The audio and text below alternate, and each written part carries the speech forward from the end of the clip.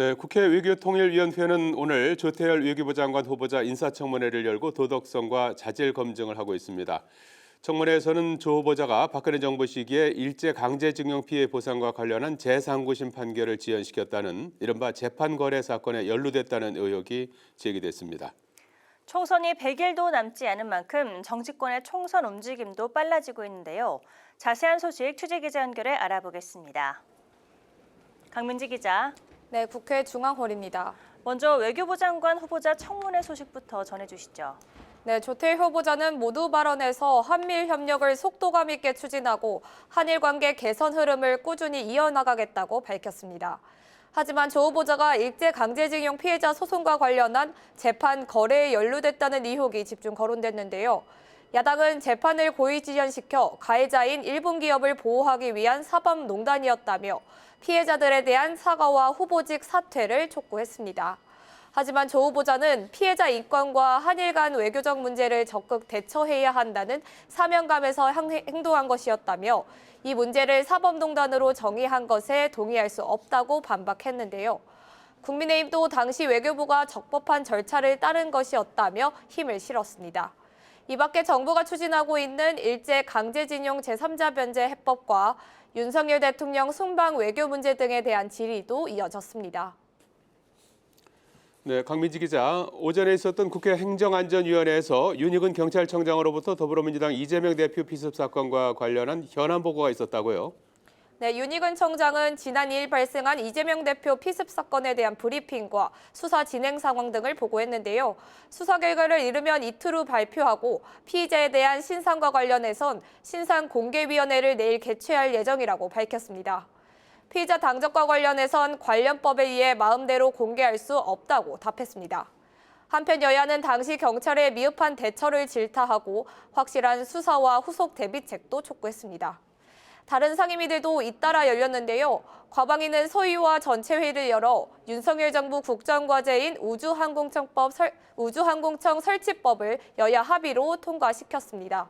한국항공우주연구원 기능 축소를 우려한 민주당 요구를 반영해 연구원 소속을 항공청 아래에 두어 연구개발 기능은 유지하는 내용을 담았는데요. 오후 2시 법사위를 거쳐 내일 본회의에서 최종 처리한다는 방침으로 이르면 5월 우주항공청이 출범할 것으로 예상됩니다. 기재위에선 금융투자소득세 폐지에 대한 공방이 이어졌습니다. 야당에선 금투세 폐지가 부자 감세라며 총선용 정책이라고 비판했는데 최상목 부총리는 부자 감세가 아닌 1,400만 투자자를 위한 투자 감세라고 생각한다고 반박했습니다. 다만 세수 부족이 발생하지 않게 노력하겠다고 덧붙였습니다. 네, 총선을 앞두고 정치권 움직임도 빨라지고 있는데요. 국민의힘의 더불어민주당을 탈당한 오선의 이상민 의원이 입당했다고요? 네, 이상민 의원은 오늘 국민의힘 비대위에 참석해 입당식을 가졌습니다. 지난 주말 한동훈 비대위원장이 이 의원을 만나 입당을 요청한 지 이틀 만인데요. 이 의원은 국민의힘이 이번 총선에서 원내 1당이 되어야 한다며 입당 소감을 밝혔습니다. 거대 양당에서 내년 총선을 앞두고 현역 의원이 당적을 바꾸는 건 처음인데요. 한동훈 위원장은 이 의원이 개딸 전체주의의 주류가 돼 동료 시민들의 삶과 미래를 위협하는 존재가 돼버린 민주당을 막기 위해 용기를 내주셨다며 환영했습니다.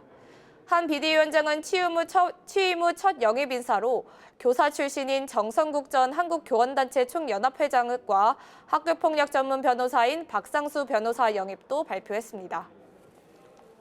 네, 강 기자. 새해 초 이재명 대표 피습으로 소강 상태에 들어갔던 민주당의 탈당과 신당 창당 움직임에 다시 속도가 붙고 있다고요?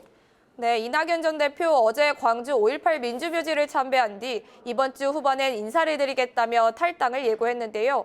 이르면 내일 탈당을 공식화하고 신당 창당 구상을 발표할 것이란 관측이 나옵니다.